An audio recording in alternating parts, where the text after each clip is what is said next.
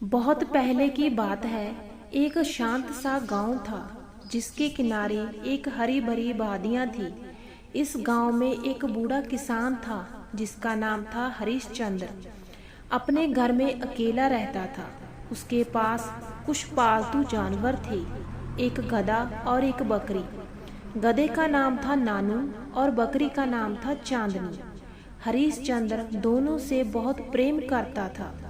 नानू हर रोज खेतों में काम करता, हल खींचता, सामान ढोता। चांदनी दूध देती और उसका छोटा चारागाह गधेरों के पास ही था। दोनों एक दूसरे को जानते थे, एक दूसरे की दिनचर्या जानते थे। समय गुजरता गया और एक वर्ष ऐसा आया कि झड़ी भरी बारिशें होने लगी। आसमान गाढ़े बादलों से डरावना दिखने लगा। पानी की धारा नालों में उछलने लगती, खेतों में कीचड़ फैलने लगता। गांव वाले परेशान हुए, लेकिन हर किसी ने अपने अपने ढंग से तैयारी की। हरिश्चंद्र ने नानू को हल नहीं लगाया, बल्कि उसे घर के पास रख लिया और चांदनी को भी सुरक्षित स्थान पर लाया। लेकिन जैसे जैसे बारिश बढ़ती गई, दोनों जानवरों को भी कठिनाइयां होने लगी। पहले कुछ दिन बारिश हल्की हल्की होती रही। नानू और चांदनी खेतों की मिट्टी में कीचड़ में फंसने लगे। चांदनी की छोटी छोटी टांगें कीचड़ में फंसने लगी और नानू का रास्ता खिसने लगा। एक दिन अचानक आकाश से मखनी बिजली चमकी और बादलों ने गर्ज सुनाई। तेज बारिश की बूंदें जमीन पर जुबान खोलकर बरसी। फटाफट गिरने पानी ने रास्तों को पानी से भर दिया। चांदनी डरकर थमक पड़ी। नानू भाई, जहां बहुत डर लग रहा है, मेरी टांग फिसल रही है। नानू ने समझाया, डरो मत चांदनी, मैं तुम्हें पकड़ लूंगा, हम साथ हैं, सब ठीक हो जाएगा। लेकिन चांदनी और अधिक चिंतित हो गई। उसके चारों ओर पानी इकट्ठा हो रहा था। वह धीरे धीरे डगमगा रही थी। बारिश तेज होती गई। खेतों और रास्ते में पानी की धारा बहने लगी। नानू ने अपनी पूंछ से मिट्टी को खदेड़कर खुद को और चांदनी को थोड़ा नीचे स्थान की ओर खिसकाया, लेकिन वह स्थान भी धीरे धीरे पानी से ढकने लगा। उधर नजदीकी नाले में पानी इकट्ठा हो गया और उसकी धारा जोर पकड़ ले गई। नानू ने चांदनी को एक बड़ी चट्टान के पास ले जाकर पकड़ लिया, लेकिन अचानक चट्टान फिसली और वो दोनों उस कीचड़ में बहने लगे। जब दोनों बुरी तरह फंस गए, नानू ने चांदनी से कहा, चांदनी हिम्मत रखो, मैं कोशिश करता हूँ कि इस कीचड़ से बाहर निकलूं, तुम थोड़ा शांत रहो।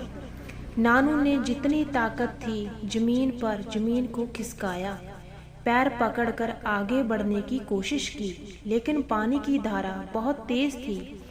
चांदनी भी कांप रही थी। तभी गांव के एक युवक रामदेव बारिश में चल रहा था। उसने देखा कि नानू और चांदनी की हालत खराब है। रामदेव ने झट से एक लंबी रस्सी निकाली और उसे नदी के किनारे बांधा। फिर वह कीचड़ की ओर बढ़ा। नानू ने जोर से उसके पास आकर जोर दिया। रामदेव ने पहले चांदनी को रस्सी से बांधा, फिर नानू को भी पकड़ने की कोशिश की, मगर मध्य मार्ग में चांदनी की रस्सी थोड़ी ढीली हो गई और वह पानी की धारा से थोड़ी खिसक गई।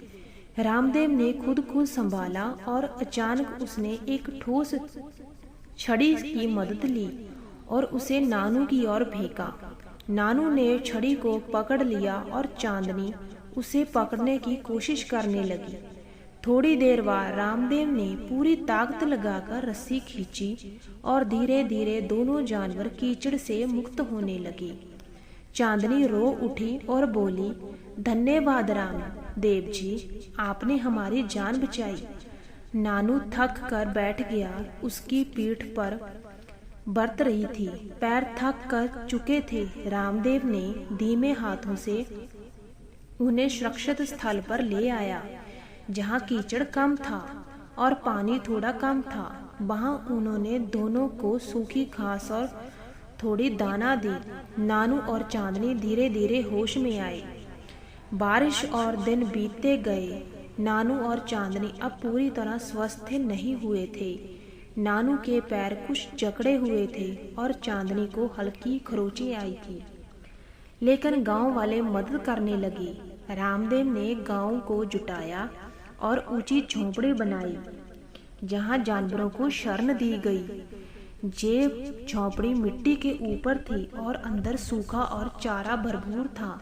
नानू और चांदनी वहां रहने लगे, लेकिन वहां भी चुनौतियां थी और बारिश के कारण रास्ते बंद हो गए थे। गांव वालों ने चारा लेकर जाना मुश्किल हो गया। एक दिन गांव के सरपंच ने प्रस्ताव रखा कि सभी मिलकर एक सुरक्षित मार्ग बनाए ताकि चारे की सप्लाई हो सके।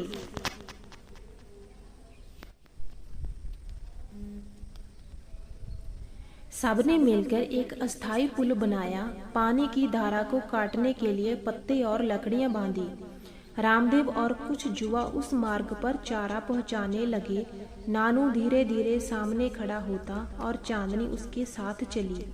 धीरे धीरे चीजें सुधरने लगी। गांव वालों ने मिलकर बैठकर चारा बांटा और बारिश कम होने लगी। कुछ हफ्तों के बाद बारिश कम हो गई। सूर्य की किरणें दिखाई देने लगी। कीचड़ सूखने लगा और रास्ते फिर से खुलने लगे। नानू और चांदनी अब स्वस्थ हो गए। नानू फिर से हल खींचने लगा और चांदनी बूढ़ी नहीं हुई थी, वह फिर से दूध देने लगी। गांव के लोग इन दोनों की देखभाल करने लगे और इनकी कहानी गांव-गांव फैल गई कि कैसे विपत्ति में एक दूसरे का साथ दिया। एक दिन गांव में एक मेला लगा। गांव के प्रधान ने नानू और चांदनी को मंच पर बुलाया और कहा, ये गधा और बकरी हमारे लिए एक केवल पालतू नहीं है, बल्कि ये हमें ये सिखाते हैं कि विपत्ति में हम सबको एक दूसरे का साथ देना चाहिए।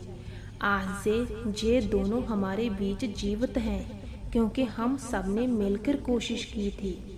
सभा में सारे ने तालियां बजाई। नानू और चांदनी अपनी ओर देख रहे थे, मानो कह रहे हों, देखो हम जी उठे। गांव में खुशहाली लौट आई। खेतों को साफ किया गया, फसल बोई गई और अगले साल की फसल की तैयारी की गई। यदि आपको ये कहानी अच्छी लगी तो हमारे चैनल को सब्सक्राइब कीजिए